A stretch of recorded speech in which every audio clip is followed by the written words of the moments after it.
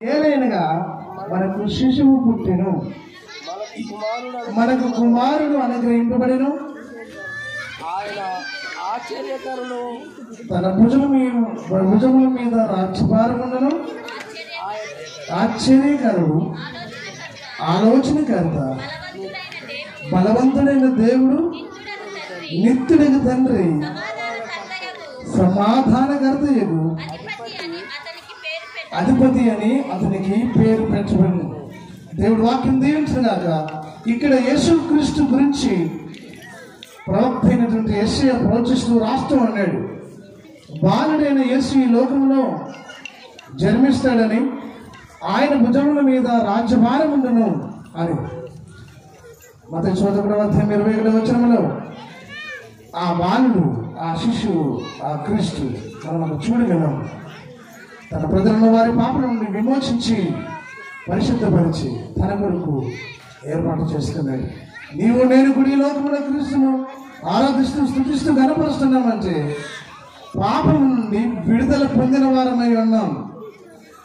సంఖ్యల నుండి, బంధకముల నుండి, అవిధేయత నుండి, ప్రతి విధమైన సాతాను కట్ల నుండి దేవుడు మనల్ని విడిపించాడు.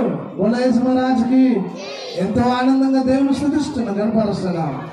ఈ శిశువు యేసుక్రీస్తు ప్రభు. జ్ఞానులు, మత్తయి 2:10 తెలియజేసినట్టుగా జ్ఞానులు ఆ ఇంటిలోకి వెళ్ళి శిశువును చూసి అని మనం చూడగలం. చాలాసార్లు మన జీవితంలో సమాధానం ఉండదు, నెమ్మది ఉండదు, కష్టాలు ఉంటాయి, బాధలు ఉంటాయి. ఈ జీవన యాత్రలో కొనసాగుతున్నప్పుడు సమాధానం లేని స్థితిలో ఉండగా సమాధానం ఇయ్యడానికి బాలయేసు లోకంలో తాను జన్మించాడు. ఆయన ఆలోచనకర్త అని మనం చూడగలం. అనేక సార్లు దారి తప్పిపోతూ ఉంటే చక్కని ఆలోచన చెప్పి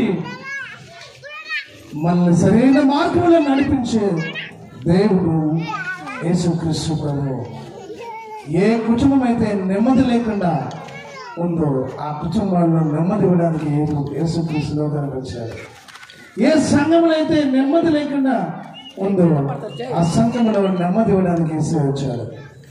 ఏ కుటుంబంలో సరైన విధానంలో నడవకుండా అపవాది చేతుల్లో పడిపోయి కుటుంబాలు చిన్న భిన్నమైపోతుండగా యేసుక్రీస్తు దేవుడు విడుదల కలగజేసి నా కుమారుడు నా కుమార్తెను తాను నన్ను ఏర్పాటు చేసుకున్నాడు. సహోదరుడా, ఆలోచనకర్త అయిన దేవుడు మన కలిగి ఉన్నాం. సమాధానకర్త అయిన క్రీస్తు మనతో ఉన్నాడు. నీ జీవితంలో సమాధానం లేకుండా ఉన్నావు. ఒకవేళ ఇది మంచి మీకు అనుకూలమైన సమయం. ఆ దేవుని నీవు నీ హృదయంలో నివసించాలి, నా ఇంట్లో ఉండాలి, నా సంఘంలో ఉండాలి, నా సేవ జీవితంలో ఉండాలని నువ్వు నేను కోరుకుంటే సమాజంలో మంచి కుటుంబంగా పేరు తెచ్చుకోగలను. పరిశుద్ధాత్మ దేవుడు ఈ వాక్యం దీవించినాక పాటపాడుతుంటే కాదు సేకరించబడతాయి. శిక్షణ ముందుకు వచ్చి పాట పాడుతుంటారు.